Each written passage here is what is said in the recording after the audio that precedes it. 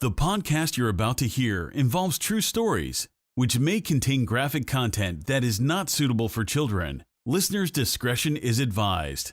This is Esoteric Oddities.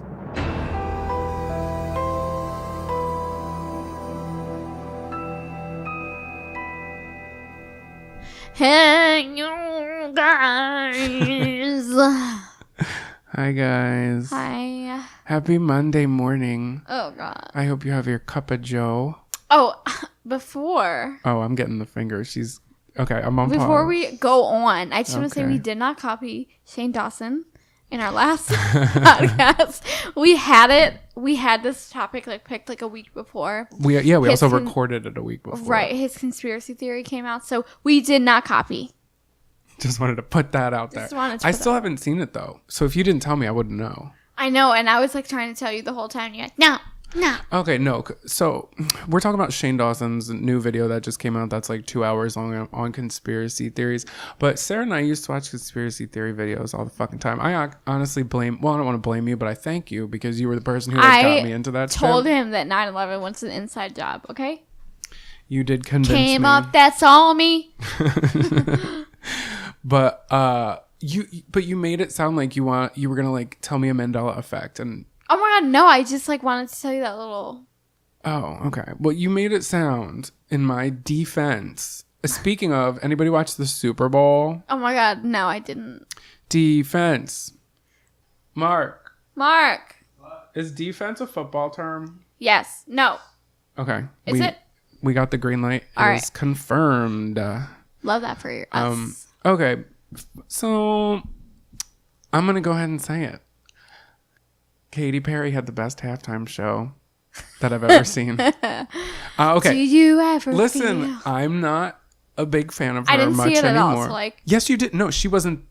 She didn't I play know. yesterday. No, yes, you fucking did. I was with you. We watched the Super. I'm we saying watched, yesterday I didn't see it. I don't have. she wasn't anything on to yesterday. compare. Oh, okay. I thought you were talking about Katy Perry was no, on no, yesterday. no. No, she wasn't. She's a little washed I know. up right Remember, now. she brought up Missy Elliott Yeah, so that's my thing is she had the big fucking panther thing she came out on, or was it a and all tiger? those sharks.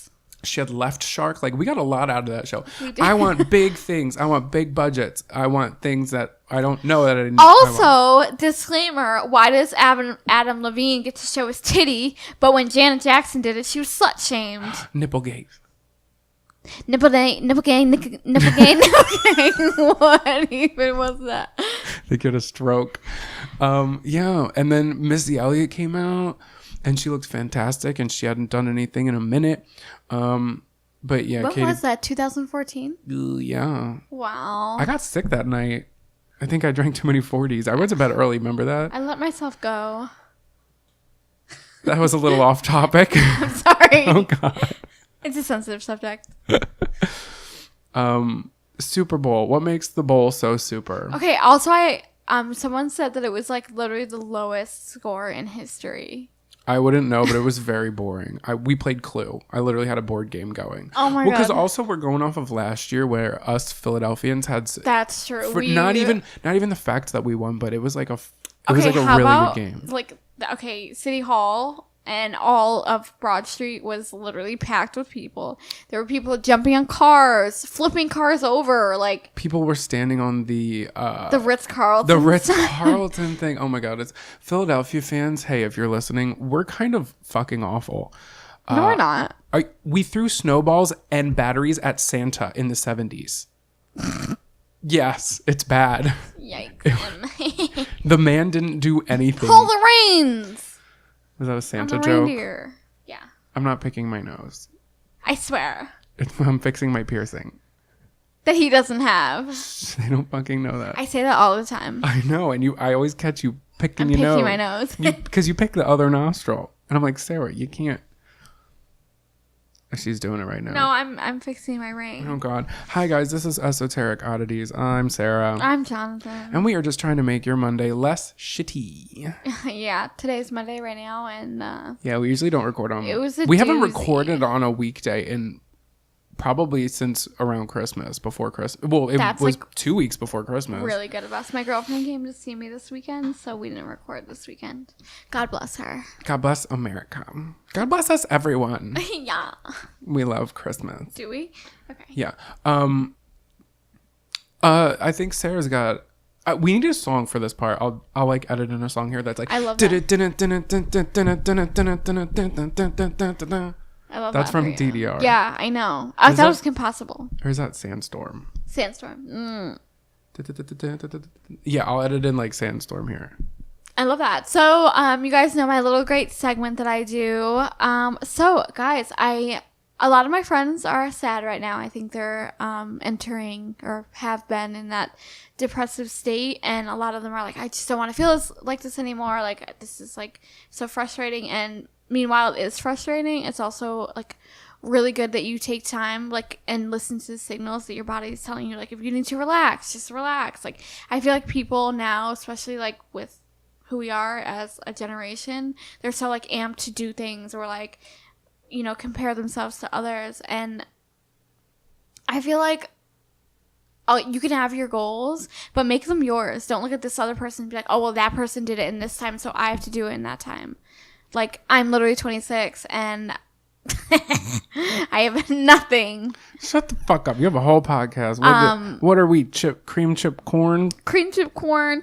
But I just wanted to say, like, it's okay to be upset and, you know, Feel your feelings. yeah, and feel your feelings and be like, I'm really sad right now, and that's okay. I feel like this world is really gearing to the point where, like, you're not allowed to have feelings.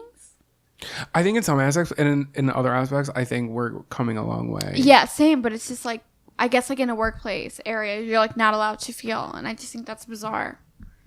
Yeah. Well, I think there's a time and a place, and sometimes if you're working, you can't. You have to like be professional, and That's true. Well, fuck that. especially if you have clients and things, you can't. For me, I feel like personally, if you don't let it get in the way of your clients, all the other bullshit, I get that. peace out.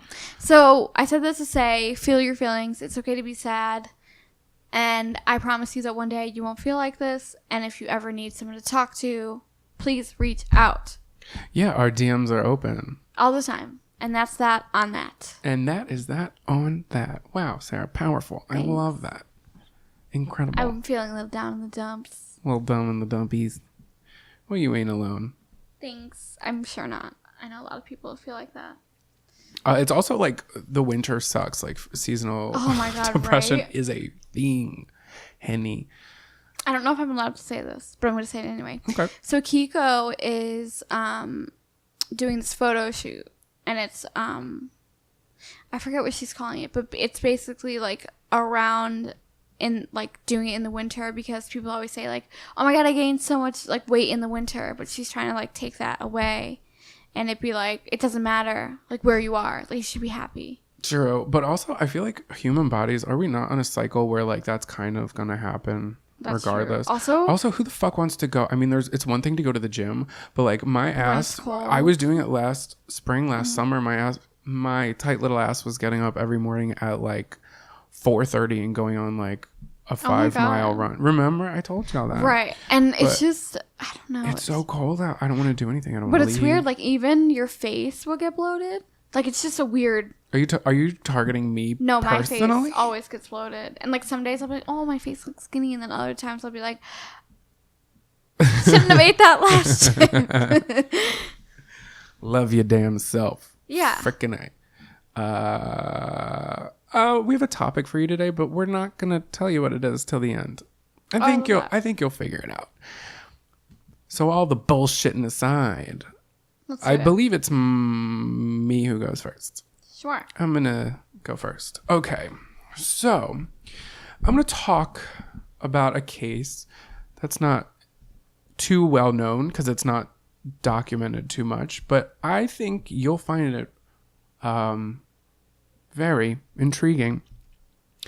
So, 73-year-old Rebecca Cornell's last moments alive were fucking strange, to say the least. But let me rewind a little bit. So, Thomas Cornell Sr. and Rebecca Cornell lived in Portsmouth, or Portsmouth, if you will, Rhode Island, along with their 4 daughters and 3 sons. Now, we know what you're thinking. What are we thinking? I don't know what you're thinking, but I'm talking, this is the early 1600s. Oh, wait. Okay? Okay, I see where you're going. So they formerly lived in Boston, where they planned to stay for the rest of their lives when they had arrived from England in 1627. So this is like a settler family. They're like settling, right? So Thomas Sr. and Rebecca Cornell, they bought a house with 112 acres in Boston, right? 112 fucking acres. What are you going to do with all that land? I'm right. And the crazy part was it was probably like a tiny fucking house. Yeah, you know, like a little shack. They're like, look at all why the land was those so acres. Okay, so in 1640, Thomas Sr. and Rebecca Cornell's family decided, you know what? Maybe it's best if we leave Boston and we head on over to America's tiniest little state, Rhode Island. Rhode Island. Have you ever been to Rhode Island? I don't think I've ever been to Rhode Island. I don't think so. I don't quite. Yeah, I know. For what? What do they have there? Hey guys, if you're from Rhode Island, Island Road. If you're from Rhode Island, let us know what you got going on there. Maybe we'll visit. Please. I just want to tour. Surprise! Surprise! And we're only going to Rhode Island. I just want a T-shirt and a fucking boondoggle keychain. That's all I want. And a magnet that doubles as a magnet. doubles as a fucking bottle opener. You know the ones. Oh yes, you have one of those. It says your name on it. Oh my god, I do. My mom and dad got it for me. I love that. They're like, we support your alcoholism. Thanks, Mom and Dad. So, like I was saying, they decide to leave Boston in 1640 and they go to Rhode Island due to a number of fines that Thomas Sr. had received. So, apparently he was drinking heavily in public and they were like, hey, homeboy, it's 1640. Like, please don't fucking do that anymore. Naturally. Then he was selling wine without a license and they were like, hey, homeboy, it's 1640. Please don't do that anymore. And then he was selling beer above the maximum allowable price, which was probably like a sheep and a chicken because it was 1640 and they were like, please don't do that anymore. So as soon as they arrive in Rhode Island, they were welcomed and immediately made Thomas Sr. When I say they, I'm assuming like the townspeople, but yeah, they. You know how people are always like, they say this. I'm like, bitch, who? Who's they? Thank you. Who? I love saying that. Is there an owl in here? Fuck. So they welcomed him, Thomas Sr., and he was able to purchase a whole shit ton of land. And within a year, Thomas Sr. had been granted meadowland. Wow. Is that... We love meadowland. Like, what are you going to do with it? Like, they make it sound like it's like a huge meadowland, thing. like a golden medal. Oh, I love a gold... Ow, fuck. That's the ghost of Thomas Sr. He just hit my hand. He should have. So he was also made constable of Portsmouth. What's a constable? Yeah, what is a constable? Constable. I could look it up, but I'm not gonna. We'll be stupid our whole lives. So in the next couple years, Thomas Sr. Prospered in Rhode Island. The governor of the Netherlands, awarded Thomas a whole hump. Hello. Wait, they went from Rhode Island. New Netherlands. Oh, okay. You're pushing it, Marky Mark. We heard your fork scraping. Did you? He was irked. I'm just kidding. No, it's okay. Are you done forking around in here? Okay. Okay, so like I was freaking saying before I was rudely interrupted by somebody just trying to exist in our space. Fuck you. Just kidding. Love you, Mark.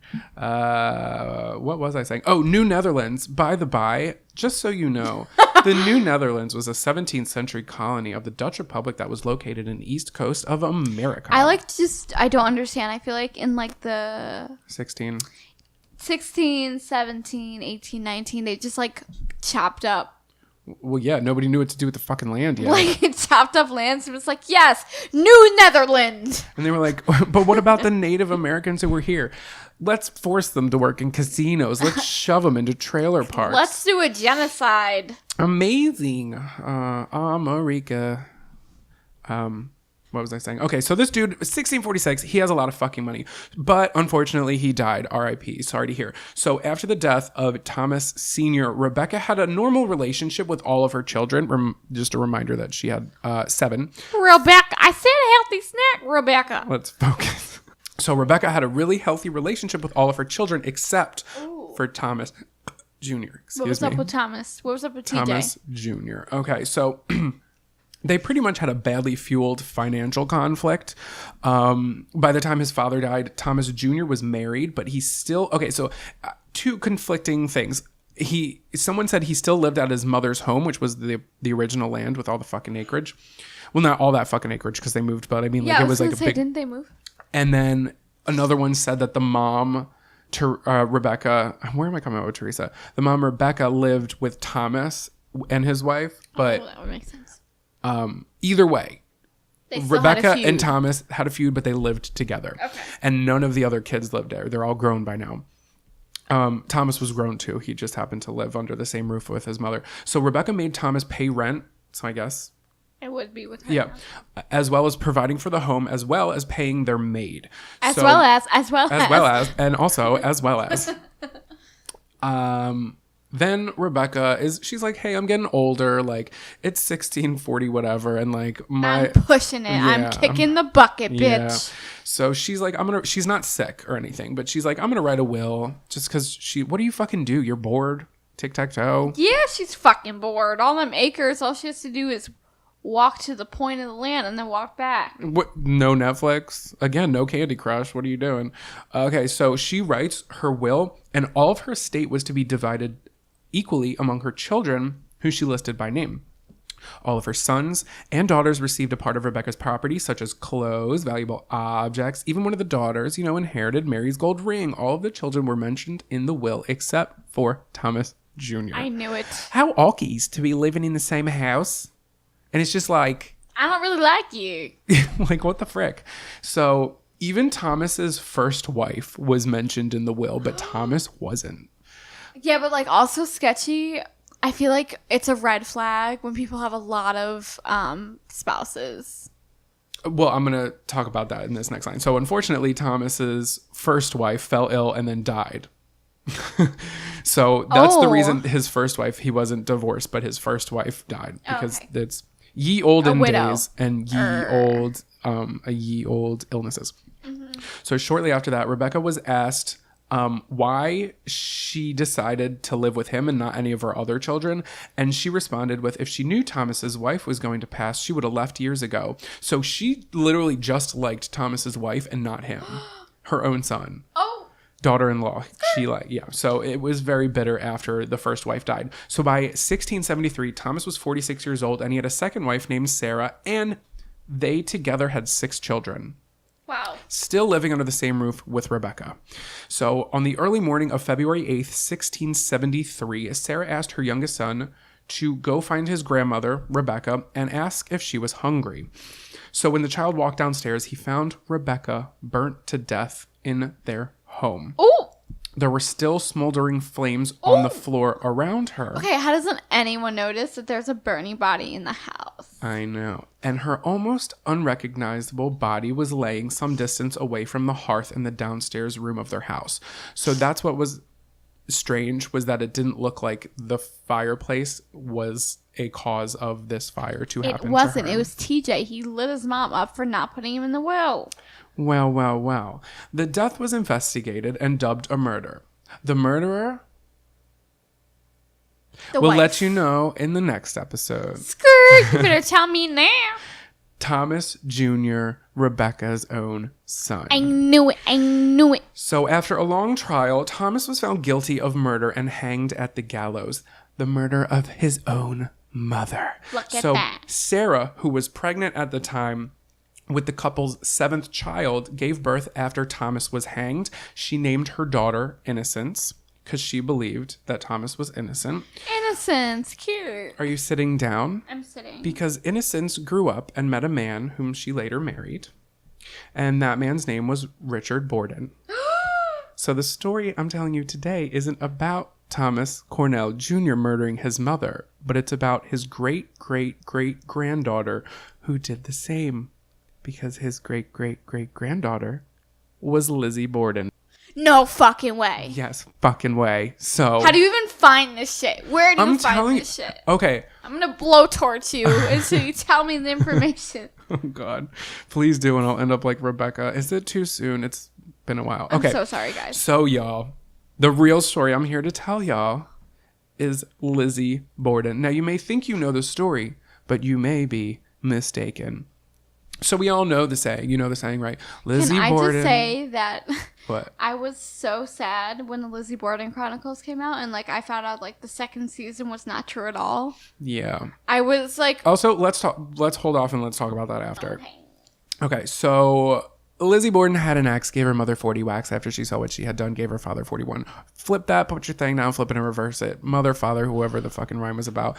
So Lizzie Borden was born July 19th, 1860 in Fall River, Massachusetts. Oh, we got a Gemini? We've got parents, Andrew Borden and Sarah Borden. So Andrew made a lot of his money in furniture. He was undertaking. A Cancer. He had, in July. He had textile. Am I okay? He had textile mill stock and banking stock. Basically, he did a whole bunch of shit. He just started cranking out a whole bunch of money. So Andrew's family, this is Lizzie's father, they were rich bitch. Okay. They were rich bitch. But Andrew didn't like to spend his money. So there was pretty much two sides of town. It's very stereotypical. It's like there's the house on the hills, that's where you wanted to be. And then there was like the lower half. And the lower half still they didn't have indoor plumbing, they didn't have electricity. Because the newer houses that were up on the hill had electricity. Everywhere else was running on, little lanterns and their fucking iPhone flashlights. Yeah, totally iPhone. Yeah. So they didn't even have heated water. If they wanted to take a hot bath, they had to draw a bath with water, and then they had to heat the water on the stove, put it in the bath, and then... That's too much. It sure is. So just keep that in mind, that this is how Lizzie Borden and her family were living while they had some money put away. Again, had money, didn't like to spend it. So Lizzie had an older sister named Emma, who was 10 years older than her. And then there was a middle sister named Alice Esther, but she died as an infant, I think 2 years before Lizzie was born. And then when Lizzie was born, when she was 2 years old, her mother, Sarah, died. So Emma then stepped in, again, her sister who's 10 years older than her, and she became a mother figure. So when Lizzie was 5 years old, her father, Andrew, remarried a woman named Abby Gray, who then became Abby Borden. So this is now her stepmother. So Lizzie never accepted Abby and looked still to Emma, her older sister, as a mother. And honestly, Emma didn't really accept Abby as a mother figure either. So in high school, Lizzie kept to herself. Then she started getting involved in church. But she did have some sticky fingers, baby. She said 5-finger discount. 1, 2, 3, 4, 5. She said, I'm gonna see take that. Thank you. That Rhode Island Boondoggle Look keychain? at that doggy I'll in take the window. it. She said, "Ooh, with that wine opener that says Jonathan on it. Ooh, I'll take it." She was snatching them left and fucking right. Snow globe, put it in the bag. So the year is now 1892. Lizzie Borden is 32 years old. She's living at home with her parents, her sister Emma, and the housekeeper Bridget. So it sounds like a lot. She's a 32-year-old woman living at home with her parents. Emma at this time is 42 years old, living at home with her parents. Right. Both of them are unmarried. However, back then, if you weren't married, it was women didn't. You don't move out. Yeah. So Lizzie became a Sunday school teacher at the Central Congregational Church. Praising that word, spreading that good word of the good Lord. We love that for her. Big J in the house. That J is for Jesus. So Abby's half sister. Listen to this fucking shit. Abby's half sister. So stepmom Abby, her half sister Sarah Whitehead. Her house was being evicted, right? So Andrew purchased a house for Sarah. So Andrew's second wife's half-sister, he purchased a house for because he had the fucking money. Right. Yet Emma and Lizzie were like, what's good? I'm fucking 32. My sister's 42. We've never had electricity in our house. If we want to fucking take a bath, we need to heat a fucking kettle. And you're out here buying land for our stepmother's half-sister. Like, what the fuck? So Emma and Lizzie were fucking pissed. So keep that in the back of your asshole. It looks like we got a M.O. So, also important to note that Lizzie never called Abby either Mom or Abby. She called her Mrs. Borden, which was very disrespectful. Mrs. Borden. So Lizzie around was a what? She was a bitch. So, but honestly, I would probably be hostile too. That's true. Daddy, you abbing me out here with no electricity. Right? What the frick? So a couple days later, they have a break-in. During broad daylight, $50 is stolen along with some of Abby's jewelry. Now, the details around this are kind of sketchy because it was reported to the local authorities. However, after a day or two, Andrew went to the police and said, don't worry about it, it's fine. Almost as if something was going on inside the house. Lizzie stole her stuff. And then Andrew found out, but we don't know. However, Andrew did put locks on all the doors, including the closet. Also, the layout of this house is very interesting. I'm going to try to briefly explain it because it's going to play into this, but also go onto our Instagram because I'm going to post some blueprints. So basically, the first floor is all open, but there's two different stairways. There's a stairway in the front of the house and a stairway in the back of the house, like I think it was in the kitchen. Yeah. That's what they because upstairs didn't go all the way through. So once you go up the stairs if you walk in their front door, you go up the stairs to, I believe I should be fucking looking at the blueprint, but I'm just going to pull it out of my asshole. On the left is the guest room. On the right, well, kind of the right is Lizzie's room. And that's kind of your only option to go there. You walk into Lizzie's room. There's a door immediately, I think on your left, and it's the bathroom that connects to the guest room. And then Emma's room is inside of Lizzie's room. You have to like walk into Lizzie's room to get That's and then there's another door within Lizzie's room that connects to the parents' room, but that was bolted. They had that door bolted shut, and it's never explained why. So to get to the parents' room, you have to go through the other stairway. So I'm not sure. So like the parents' room was connected to Lizzie's room. She was probably pissed because she heard them fucking like dogs. Probably. But yeah, I don't know if that was like a thing back then. I really don't know because, I'm a young bitch. I'm a young bitch.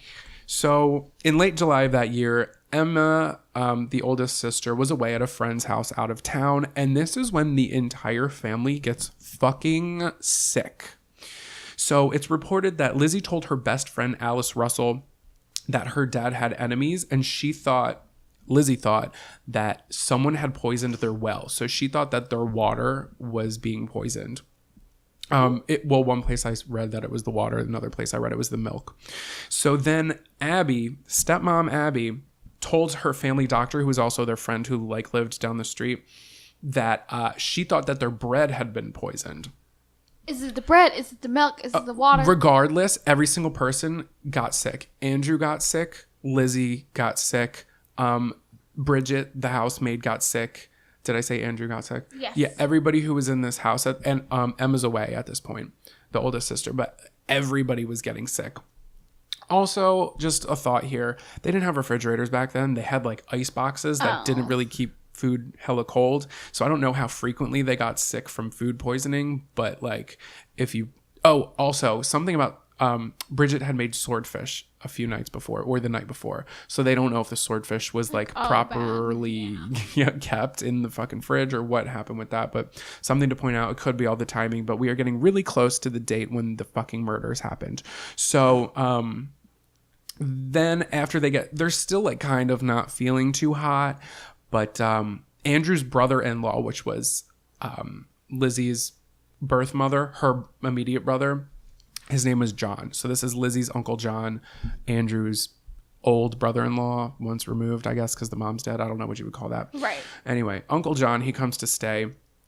Sarah's blood brother. What's good with it? So let's fast forward to August 4th, 1892, the morning of the murders. Ooh.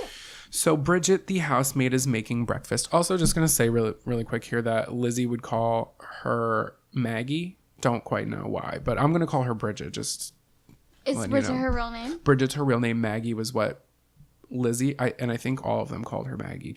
I don't know. Maybe it was her middle name. That's really mean. Well, no, I don't think it wasn't like in a degrading way. Oh. They were like cool with her. Like they were like, hey, what's up? What's hanging, Maggie? If I called you like a different, what if I called you Kevin? That could be a fun little game. Okay, Kevin. Let's do it. So Bridget's making breakfast. Emma again is not home. Lizzie takes her plate and she eats alone, which apparently is something that wasn't uncommon. She didn't really enjoy hanging out and eating. Usually at that time in the 1800s, like that's what she would be. That's what they wanted her to do, but she was like, frick off, you're not my mom. I'm eating alone. Oh my God, you know that vine where it's like, you're not my dad. Yeah. that was her. So Andrew, Abby, and Uncle John are eating together in the kitchen. John leaves to go Uncle John leaves to visit a sick friend on the other side of town. Andrew goes to work for a little. Lizzie is doing chores in the barn, we think, because this is when her story gets a little interesting. Questionable. So Abby is changing the guest room sheets because Uncle John stayed in the guest room. And Bridget is washing windows on the first floor. Bridget's outside washing windows. Okay. On the first floor. So at 10:45 a.m., Andrew arrives home. He was just kind of like going to work, getting some things sorted, and then he comes home at 10:45 a.m. So the front door was locked, which was really fucking unusual. So he's knocking on the door. Bridget goes inside through the back and opens the front door, but allegedly she had some trouble doing it. Like it took her a little bit longer than usual to open the front door. And it is reported that Lizzie was heard laughing from upstairs. Almost like a little joke. You're not my dad. So Andrew then rests on the couch in the hallway. But like Andrew is her dad. Andrew is the dad, yeah. And while he's sitting down, he asks Lizzie where his wife Abby is. So Lizzie says Abby went to go visit a sick friend somewhere in town. She said that she received a note that said, your friend is sick. Go on the other side of town to go see your friend, something like that. So Andrew's like, okay, I would text her, but we don't know what texting is yet, so he doesn't do that. So Lizzie takes off her father's boots. She gets him comfortable. And then she goes to the barn to return to do chores. Wink, wink. So Bridget heads upstairs and lays down to rest. And then this is when history is made. So I actually heard two accounts. I heard one account said that Bridget went upstairs to rest. Another account says she's outside washing the windows still. Okay. Either way, this is what played out next. This is an oddly specific note that I have. After laying down for only 11 minutes, Bridget is awoken by screams downstairs. So it's Lizzie clearly yelling for her, saying her father has been murdered. Her exact words were something along the lines of, father's been murdered, someone came in and killed him. Like that's what her first words were. So Bridget runs downstairs or inside from washing the windows, and she finds that Andrew's head has been bashed in with a fucking axe, y'all. Yikes. There is blood and a hole where his face used to be. Yikes. So the police arrive. They ask Lizzie where Abby is. She's like, I think she's out. She said that she was going to see a friend on the other side of town, but I did hear something upstairs. Why don't you go check? So police ask Bridget to check. And Bridget's like, frick that shit. I'm not trying to go up there by myself. Right. Like, hello? Because like if someone is in the house. They're getting me next. Yeah. So a neighbor from across the street decides to go upstairs with Bridget as Lizzie sits with the police and gets a morphine patch. Now morphine is huge here. This is going to come back and play because I feel like this is kind of downplayed in a lot of stories people tell. So Lizzie's sitting down and she's being morphined the fuck out. So at the top of the stairs, the guest bedroom door is open and stepmother Abby is dead on the floor. Ooh. So she too had been struck with an axe, but she had been dead for 1 to 2 hours already because her body was colder and her blood had congealed. And that means that whoever murdered these two people, if it was one killer, would have had to kill Abby, hang out for an hour, almost an hour and a half for Andrew to get home. then kill him, right? So the autopsies are actually done on the fucking dining room table.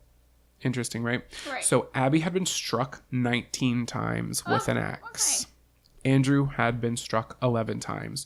So now these are the suspects. We've got Uncle John, we've got Bridget, we've got Lizzie, Emma, the oldest sister, and possibly some business fucking partners who maybe were done dirty, right?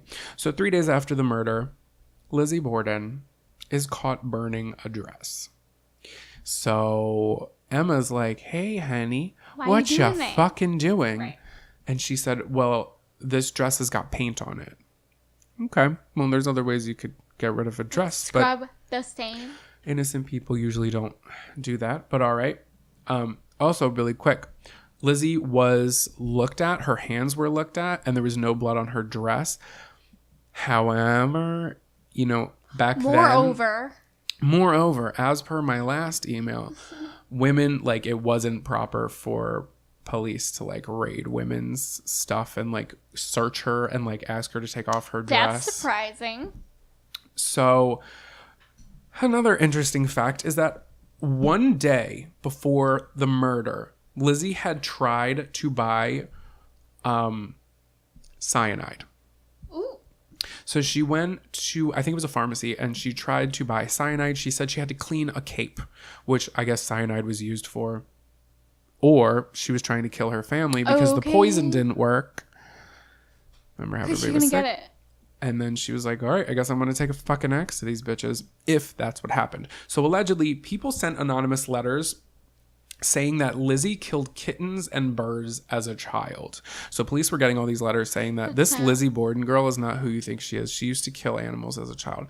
I don't know if I buy this because I'm going to get a little bit into it later, but Lizzie Borden had a huge thing for animals and like caring for them. So I don't know if that's true. If it is true, you know, serial killers like to do that. But if she did this, it wasn't quite a serial killer. So allegedly, she had chopped off the heads of a few baby chicks because she wanted to have a fucking funeral. Yeah, I saw a documentary where they did, well, they didn't do it, but like they played out that whole scene for us in case we couldn't come up with the visual on our own. So again, I don't fucking believe this. I think they were rumors and, you know, it's a small town and nobody has fucking Candy Crush to keep them distracted. So Lizzie has an inquest, which is similar to a trial, but there is no fucking legal counsel. So this is really key to what's about to happen. Also, homegirl's on morphine. Just gonna put that in there. So Lizzie... Still? Well, this is... Yeah, she's continuously being put on morphine. Mm-hmm. And also, morphine's like hella addictive, and it was like the thing to do back then. Well, it's not the thing to do, but it was what a lot of people were like behind closed doors getting addicted to. Right. So... Lizzie's alibi, she said she was ironing. She helped Andrew take a nap. Then she says she walked to the barn. So this is her initial story of what happened, right? So she couldn't really get her story straight. And I think this is where this is where a lot of people start pointing the finger, being like, she's lying, which is very plausible. But hey, it's me, the objective bitch, just looking at it objectively. She was shot the fuck up with morphine while in this inquest. That's true. So she's trying to like remember what exactly she was doing, but your homegirl's a little loopy. Yeah. So 1 week after the murder, Lizzie Borden was charged. So she spent 10 months in jail before she goes on trial. So this is the story that is pieced together. So while the maid, Bridget, is downstairs washing windows, Lizzie takes a hatchet to her stepmother while her back is turned. But why wasn't Lizzie covered in blood when she helped Andrew take a nap?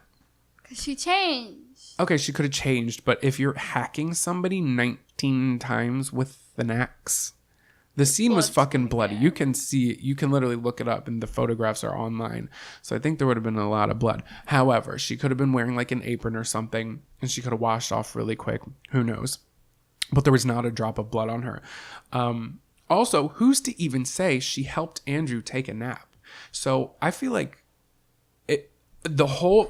this part is consistent in everywhere I'm looking, is that Andrew came in from work and Lizzie like helped him take a nap, like sat him down and was where else would she be? But the only person who would know if Lizzie was really there is dead. That's true. So who's to say she even came down and helped him? She literally could have been waiting in the corner till he fell asleep, not said anything to her father, and then fucking axed him if she did it.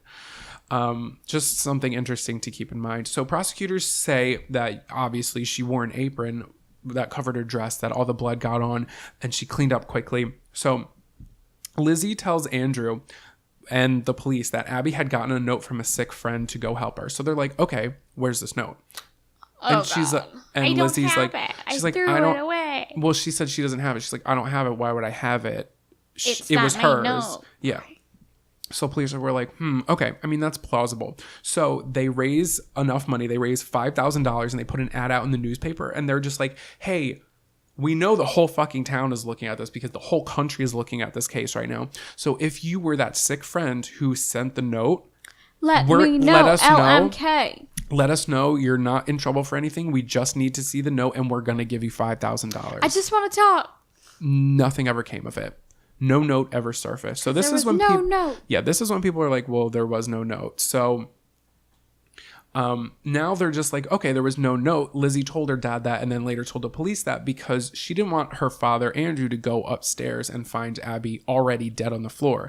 Because technically by the time Andrew came home, the mom was already dead. Right. So Bridget goes on stand. Again, the maid Bridget goes on stand. She mentioned that Lizzie wore a dress that she didn't usually wear. So like back then they had certain select dresses that they would wear for certain select things. And I guess she had like a chore frock or something. Love that for her. And she wasn't wearing it when she was doing her chores, but she would normally be wearing it. Right. So then they're just like, okay, well, what about that other dress that she was caught burning? But they can't bring that up just yet. And I'll get into that. Why can't they? Okay, I'll get into it. Okay. So investigators did, however, they found an axe with without a handle, but the axe was clean with no blood, and it had like dirt on it. Of course. But they couldn't tell if it was like dirt that had been there, but it almost looked like there had been dirt thrown on it to look like it. You know? What a crafty bitch. Well, who knows? It literally could have just been like an axe head. Like it could have not even been the weapon. So to find out if it was the weapon, ladies and gentlemen of the podcast audience, they exhumed the bodies and they boiled off the skin. And the skulls were fucking brought into court. This shit never happened. Wow. Ever. So this is like, oh my goodness, was a big fucking deal. So after they do this, I mean, in court, Lizzie faints and it's just like, oh my God, she fainted. Oh my God, girl, it's because you did it. You're guilty. But would you not faint if your parents' skulls were brought into court after their bodies had been boiled? That's true. Yeah. But for her to be such a like, I'm a big bitch, and then her to like just faint everywhere, it's just like. Well, I mean, then that's a whole argument online whether she was faking it or not. But like, I feel like maybe I get a little lightheaded with that. Okay, well, it doesn't even fucking matter because they did all that work and they couldn't tell if it matched the axe wound because their skulls were so fucking chopped up. So the court so this is while they're in court, remember, they never hear anything from the inquest. Remember that inquest I was telling you about earlier? Mm-hmm. So they didn't hear the conflicting stories, which again, because she was a morphine, but they didn't get to hear any of that. They also did not get to hear about how she tried to purchase cyanide, because none of it was found in her parents' stomachs post-mortem. So the law was like, well, that was in the inquest. That has technically nothing to do with this because there was no sort of... Right? But that doesn't fucking make any sense because it doesn't matter if you're trying to change up your ways or how you're murdering somebody. I feel like she was smart in the way that she knew that the law was basically stupid and she could do whatever she wanted. Yeah, possibly. Well, she was very manipulative. Very, very possibly. Also... keep this in mind. There was no evidence. There was none. Zero. Nothing at all. There was no affirmative acts. There was no blood. There was literally fucking nothing. Nothing. So Bridget was in the house. Just letting you know that, they're pretty much just saying, well, Lizzie had reason to be pissed at her dad and she didn't like her mom and she had opportunity. She had prime opportunity. She was in the fucking house, right? Well, Bridget was in the house. Did she not have prime opportunity?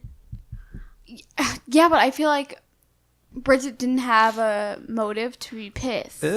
Just you wait till we talk about something a little bit later. I got a little something up my sleeve. Is it a theory? Guess what? I'm sure you already know, but Lizzie Borden is acquitted. She is not found guilty. Well, in fact, we knew that. She is found not guilty. But what's strange is Lizzie doesn't leave town. So she lives in the house where her fucking parents were brutally murdered, whether she did it or not. She inherited $5 million in today's money. And that is when she's like, you know what? Screw this place. Lizzie and her sister Emma moved to a mansion that was named Maplecroft. And they lived there for years together. The people in the town did not like either of them, especially not Lizzie, because the whole town still like thought she did it. Right. And then years later, there was a huge falling out. There was a massive fight between Lizzie and her sister Emma, and they never spoke again. But the only thing is nobody knows what it was over.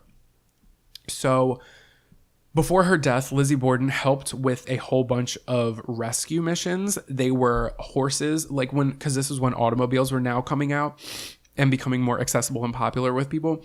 And all the horses that were working were now being like slaughtered. So Lizzie was putting a shit ton of fucking money into like having a place for these animals to go. Oh, wow. Which then loops back around to when she was a kid. Was she really killing animals, or was that just people throwing that shit out there? Even though I'd love to say, killers kill animals. Yeah. Also, this case was so huge. It's just like so easy for this shit to like somehow pop up along the line. Like that's like some Michael Myers shit. Like, come on. Yeah. Well, be original. A lot of fucking people. That was like a thing. That was a thing. But also, I just. Oh, you're right. Those people probably saw Halloween from the 1980s. Shut up. I feel like it's just like the facts of her like really caring about animals, and if like you looked into it, you would know. Regardless, it doesn't matter. It doesn't. So she also was anonymously buying groceries for people. She was dropping a lot of money, and she didn't want any notoriety for it. And she was buying food for people who were a little bit less fortunate than her. So Lizzie died at age 66 in 1927 and left her money to an animal shelter. Oh, cute. Emma, she wasn't in contact with her sister, but Emma fucking died a few days later. How crazy is that? So, again, we all know the saying, Lizzie Borden had an axe, gave her father 40 whacks after she saw what she had done, gave her father 41. But what if she didn't do it? Who did it, bitch? It was Bridget. So, there's a lot of people. Okay, so here's a thought. She never got married. She died at age 66, which nowadays is young, but for then, I guess it was kind of normal. I guess it was a little bit young, but she never married. So a lot of people thought that she could have possibly been lesbian gay. Oh, yeah. That was like a thing. So now there's that new Lizzie Borden movie that's out with, who the fuck is in it? Kristen Stewart's in it, and she plays Bridget, and they actually take an interesting take on it. I know that it's fictional, y'all, but they take an interesting look at it, and they say, what if Lizzie and Bridget were fucking, and the mom found out and was going to tell the dad? Yeah, because he could have kicked Lizzie out. Who was the who? It was so forbidden back then. Right. Who was the other person who was there? It was Bridget. So Bridget could have either participated, Bridget could have done it, or Bridget could have turned a blind eye and like, I'm gonna go wash the windows. Well, I don't quite know how realistic that is, because when she did take the stand, she did say that Lizzie was wearing a different dress than she normally did. Mm-hmm. But still, it's still like a bizarre I don't know. Theory. There's a lot of people who think. I was listening to a really interesting podcast where there was a woman she wrote an entire book on this. She was very highly educated, and she said that it's impossible for Lizzie to do it. I don't know. Really? Why? Why is it impossible? I don't know. She just like, you would have to read the fucking book, but like. Read it to me. Hello? This is what I'm paying you for. But it's like, I don't know. It's crazy to think about. What if she didn't do it? Because I mean, it's possible that also, she didn't. she was a very good manipulator, so it could be that she manipulated Bridget to do it. What about her is factual? I'm just being objective. I'm just being the devil's advocate. What about her is manipulative? Yes. I don't really know. I don't really know much about it other than like things that I've read and movies that I've seen, which is like the movies portrayed don't by count. Someone else. I'm okay. And let's get Don't do that to me. You know I love those movies. Let's get into that also. The Christina Ricci one. You and I watched that together. Yes. It was. I thought upset. It was good. The what was it called? Lizzie Borden took an axe, I think, or Lizzie Borden had an Chronicles, axe. I think. No, there was two. That came after. So there was a movie that came out, and it was very. I was just called Lizzie Borden. Something like that. It was not very accurate. I'm just gonna say it. They also like made it seem like Lizzie like was coming on to her father a lot. That I thought was weird. In the scene where she killed her dad, she was like naked, which I thought was interesting and weird. The Legend Written in Blood. That's not what it's that's called. That's with Chloe Sevigny. Oh, yeah. That's the one with Kristen Stewart. Yeah. So, the movie, don't take it with a grain of salt. Be entertained by it. It's entertaining. But they really made her out to be that bitch, because I mean that's what a lot of people believe. But I just think it's interesting because what if she didn't fucking do it? Right. I don't quite know who else would do it, but also we don't have enough information on like what if the dad did have a lot of enemies? All right. But also, what would those people's motives be to kill Abby? I don't know. There's a lot of questions. The love of his life? I don't know. I mean, like, that's like a thing. I don't know. There's a lot of... Well, why not just kill Andrew if you were going to kill Andrew? I feel like maybe Lizzie was like, psych, no, I got this. I need money to get out of here. And that's another thing, is that everybody thought it was money fuel because Daddy wasn't using the money that he had to give them fucking hot water or indoor plumbing. She's like, if I got to go take a shite, I got to go out the back. In the back house. What is it? Outhouse? Oh my God, my friend had an outhouse. No, Have you ever used an outhouse? Okay, first of all, I couldn't imagine walking to that outhouse in the dark. Listen, their outhouse, to turn the light on and off, that switch was inside the house. Okay, right? So my ass had to walk all the way outside to this outhouse, and then they would flip the light off. I'm sure they would. It was so cold. It and was scary. It was in the woods. It's in the Poconos, in the middle of the fucking woods. The closest neighbor was like maybe a half mile, maybe a bit more away. Nope. Out there in the fucking woods. And there's a window. There's a window in there. That's weird. That's scary. And they were roommates. That's weird. That's fucking weird. Yeah, that's freaking weird. Also, the Chronicles you're talking about, yeah, that was totally fictional. There was nothing about that Lizzie did. No, I'm aware. You don't have to remind me. I'm not just talking to you. People are fucking listening to us. I don't know why you feel so personally attacked. I'm telling you, it was so good, and you have no idea how heartbroken I was to find out that it was fake. Sorry. This IKEA table ain't gonna hold up if you keep treating it like that. What's interesting about this was I was going to do this last week. I think I texted you last week, didn't I? Yeah. With our nursery rhymes, because I was going to do the nursery rhyme that Lizzie Borden had an axe, gave her father 4 wax, blah, blah, blah, blah, blah, blah. And then I was going to set the nursery rhyme straight, even though it's not technically a nursery rhyme. But when I found out, history.com, the history channel, historychannel.com, excuse me. I love that for you. They fucking wrote this article about how somebody did like a 23andMe, found out they were related to Thomas Cornell, found out they were related to Lizzie Borden, and they were like, let's see what's good with this girl's family. Then found out she was related to Thomas Cornell, who was the man who fucking killed his mother. Yes. So now people are like, was it in the blood? Probably. Maybe. I don't know how like that realistic that is. That case itself with the Thomas Cornell, that people think he was innocent, but there's really not enough information on it. Now I could buy a book that was 400 some pages, but listen, we got to do these podcasts in a week. This happens after work. I just worked 8 hours. Listen, it's I'm a lot. Sorry. Pay us on Patreon and we'll read 400 pages of books. I also make 2 YouTube videos a week. So there's Oh my God, that. yes, he does a lot. I do nothing. You do a lot. He edits. He puts it out. He's social media. I'm here. I put out a lot, if you know what I mean, I ladies. love that for you. All right. So, on to Sarah's story. That was the story of Lizzie Borden. I have to pee. All right, guys. She's going to the outhouse. Oh, God. Well, I guess it's just you and me now, listeners. Or I could edit this part out. Are you ready?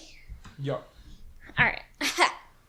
So this story is about George Emil Banks. He was born on June 22nd, 1942, and he grew up in the suburbs of Wilkes-Barre, Pennsylvania.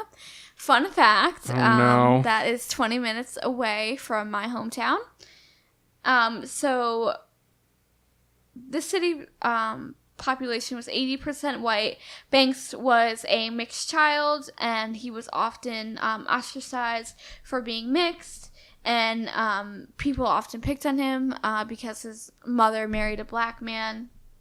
So people were shitty and racist. Yeah, you know. What? Never heard of that. Yeah, me neither. So many people believe that this is why George turned into the man that he did. Oh God, I'm scared. So at 17 years old, he joined the army looking for a successful and secure career. But George Banks, he was a very, very aggressive man. So he got into a lot of fights with the superiors in the army, and they ended up like basically kicking him out. I'm gonna ask you a question. Did you say the year? Yeah, he was born in 1942. He got kicked out in 1961. Okay, got it. So George Banks was convicted of a robbery when he and an accomplice robbed a store in South Scranton with a shotgun, shooting and wounding the store owner. Now, everyone knows I am from the south side of Scranton, so... Southside represent. He served 8 years in prison for his participation in the crime and was released back in 1969. That's where The Office takes place, right?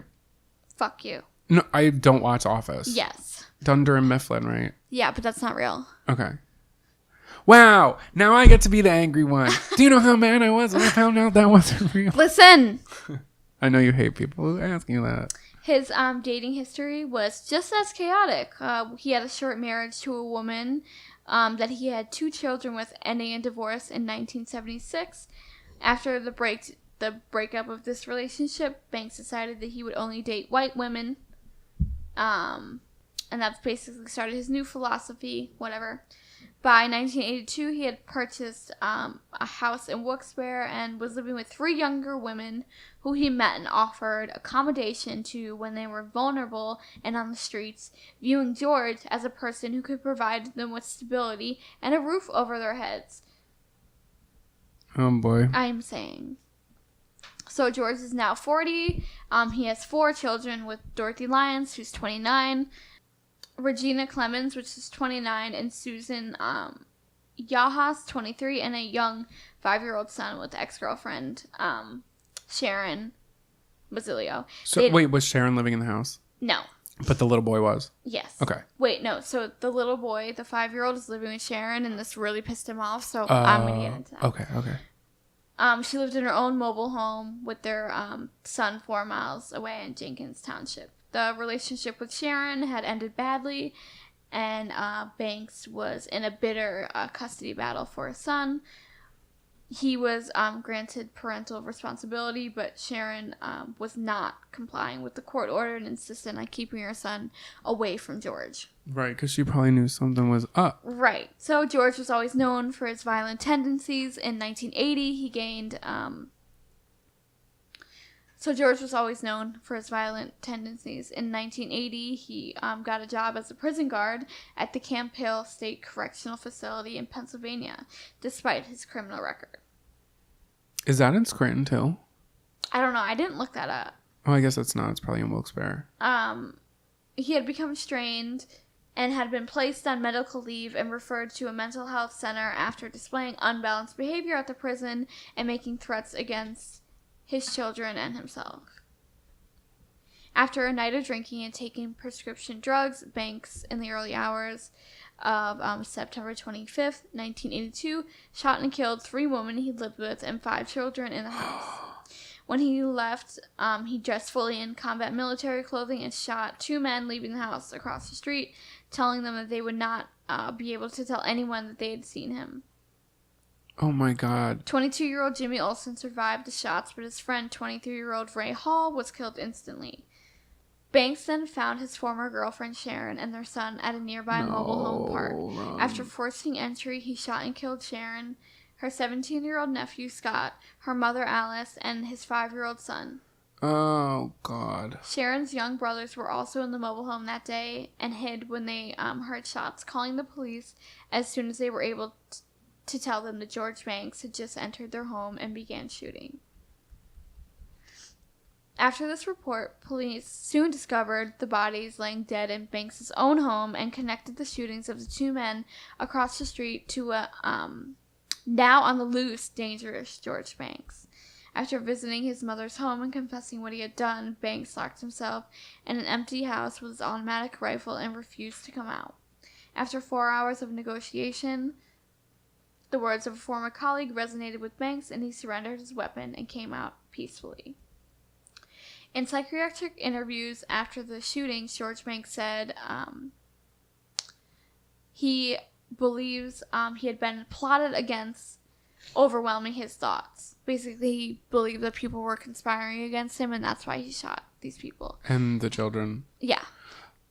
So Dr. Michael Spodek, he's chief of psychiatry at the Baltimore General Hospital, that's what he quoted that George said. He also says, in my opinion, he was completely irrational. He had lost touch with the reality on a great many things. He said he thinks someone moved the bodies around to put extra bullets into them and changed some of the clothes. They were not rational expressions. That's part of his illness.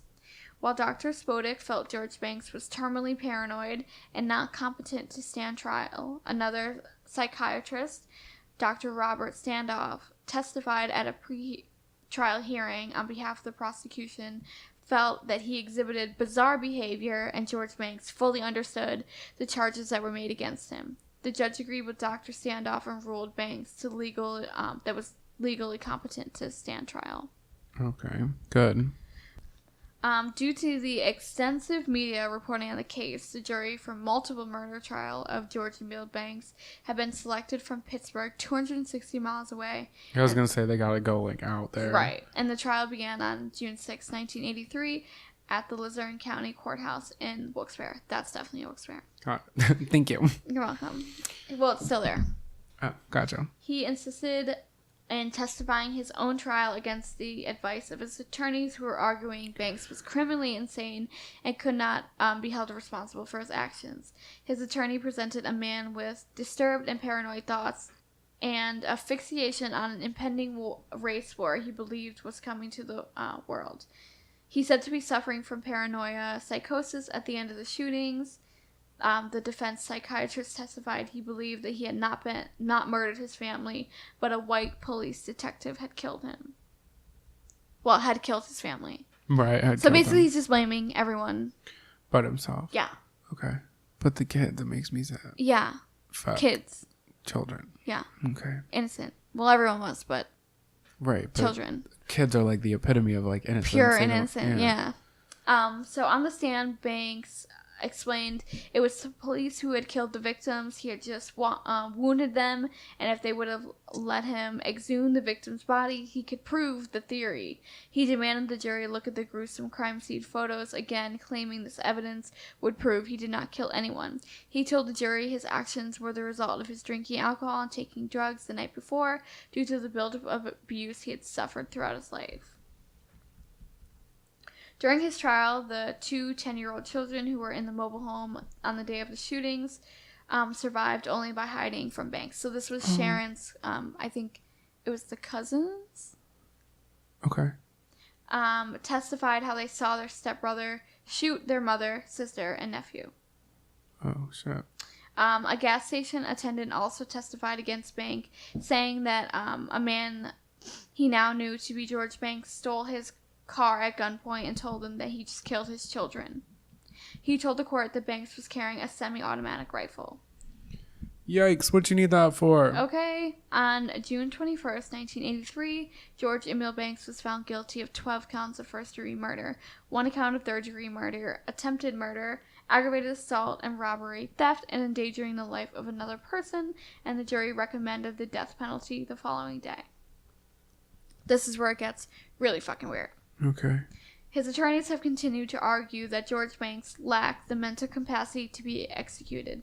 Since his conviction and during his numerous appeals, George Banks repeatedly tried to take his own life and engage in a hunger strike, resulting in the need to be force-fed in order to keep him alive. His death warrant was signed by the Pennsylvania governor twice, once in 1996, again in 1999. Both times he received a stay of execution. It gets worse. From his conviction until 2000, Banks' defense team filed 6 appeals across the state Supreme Court, the U.S. Supreme Court, the federal court, the U.S. Court of Appeals, all of which were denied. In 2001, upon another appeal to the U.S. Court for the Third Circuit, the death penalty for George Banks was overturned based on the ruling from Mills, Maryland in 1988 regarding how juries are instructed in the death penalty T cases, with the Court of Appeals deciding that ruling should be appealed to the cases, redating that trial. So basically they're saying, in a nutshell, that they're going to have to retry him if they want the death penalty. Yeah. So he was scheduled for the death penalty for the third time. A last-minute decision was received from the state Supreme Court, stating that George Banks needed to be reevaluated to see if he had the mental capacity and if he was competent enough to be executed. In 2010, it was finally ruled George Emil Banks was not competent to be executed. They say Banks is out of touch with reality. He views his circumstances and the events around him through the prism of his delusions. His delusion beliefs are at the core of his understanding of his current legal situation, including the reasons for his continued incarceration and possible execution. So it's been challenged several times since. George Emil Banks will not be executed for the 13 murders he carried out in 1982. He's now in his 70s, and he remains on death row in Pennsylvania in case his mental state is ever deemed competent. And that is the story of George Emil Banks. So until said time, all the taxpaying money is going to be to keep this fucking piece of shit alive. 13 fucking people, including children. Hi, yes, how are you? That's our court system. I know it was like a lot of ranting, but I found that to be really disturbing. Like, you don't... Like, for me, I don't really know what's going on until I read cases like this, and I'm like, wow, our judicial system is fucked up. Yeah. I mean, I get it, but I don't. There's a lot to it, because there are, like, those who are exonerated and, like, oh, shit, they were innocent and were on death row. Good thing they were exonerated. Right. Do you know what I mean? Mm-hmm. And I think it's a huge argument between, because it's not, I don't think it's black and white. It's not fucking black. No, I know it's not black gray. and white. There's a lot of gray. Right, because it comes down to, like, morality of, like, are you for the death penalty? Are you against the death penalty? Please explain to me why. I think that we could have, like, a little debate class thing where we could take sides. That would be fun for an episode. Even if it's, like, one that, like, you don't support. It would be good to, like, duke it out and see, like, people's viewpoints on both sides. We could do that for a bonus. Yeah, that could be good. Go nuts. He's a piece of shit. I'm looking at him right now and I want to punch him. Do you have a fun fact? I do. I've got my fun fact is the highest point in Pennsylvania is lower than the lowest point in Colorado. Yo, Colorado, I did not have a good time. It made me break out. I broke out in hives. Oh, yeah. On, like, one arm. Yeah, I remember that. Like, I don't understand. Shit's weird. Because you were so high. I was. Armadillo shells are bulletproof. What? Yes. Shut the front door. There's this story that says a Texas man was hospitalized when a bullet he shot at an armadillo ricocheted off the animal and hit him in the jaw. And that armadillo's like, fuck with me, you know I got it, literally, bitch. though. Don't fucking come for me. Okay, so my tweet of the week, for those of you who don't know, 21 Savage, as it turns out, is not American. He's British. He is from England, and they're trying to deport him. Don't really know what's going to happen. You probably have the updates before we do, considering the fact that we, as you already know, pre-record this, but my tweet of the week is from @Trust Me, I'm Mary. Trust me, I'm Mary. It says, he is no longer 21 Savage. That's Sir Savage the 21st. Oh, I love that for them. That's funny. My tweet is from @WhackCat. She says, gentle reminder that mental health is not a straight line, and you could have really good months that turn into really bad months with a few good days sprinkled in. Please remember to be kind to your friends through their struggles, and do let them know that you love them and believe in them, because love and support are important in helping anyone thrive. Flowers can't grow if they're put in a corner with no water. So be that water and pee on your friends. Do it, literally. Was that a tweet? Yeah. 140 characters. Who, like, bitch? Oh, okay. Also, it's not 140 characters anymore, is it? I think they upped that. They upped it, but it's still, like, not enough. So. Right. What are you actually doing? I love a thread. Me too. I love a good thread. Well, thank you guys so much for listening. If you could, please give us a good rating on whatever you're listening to us on. Yes, 5 stars. Yeah, thank you for those who have done that. Also, if you want bonus content, we are about to record a bonus episode right now. You can get bonus content over on Patreon, patreon.com/esoteric oddities.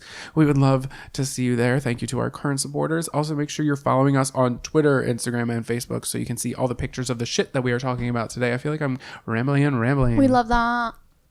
And I hope you have a fantastic day. Do something nice for yourself. Or your friends. And hold the door open for people. Because someone didn't hold the door open for me today. Oh, there you have it. I'm not like out here looking for people to hold doors open for me. Wait, it's so funny. You're like that woman that's like, it's fine. Nothing's wrong. But listen, I fucking hate when you leave the door. I had 2 things in my hands. Yo, that's the fucking worst. And the person saw me coming and it was like one of those double doors at Wawa. And it was, yeah, I was like, oh, it's cool. I got it. That. It was also like, it was like a fratty fucking dumbass white boy. With the fucking boating shoes on. He's like, my dad's a lawyer. It's 60 degrees out and break out my Sperry's. Bitch.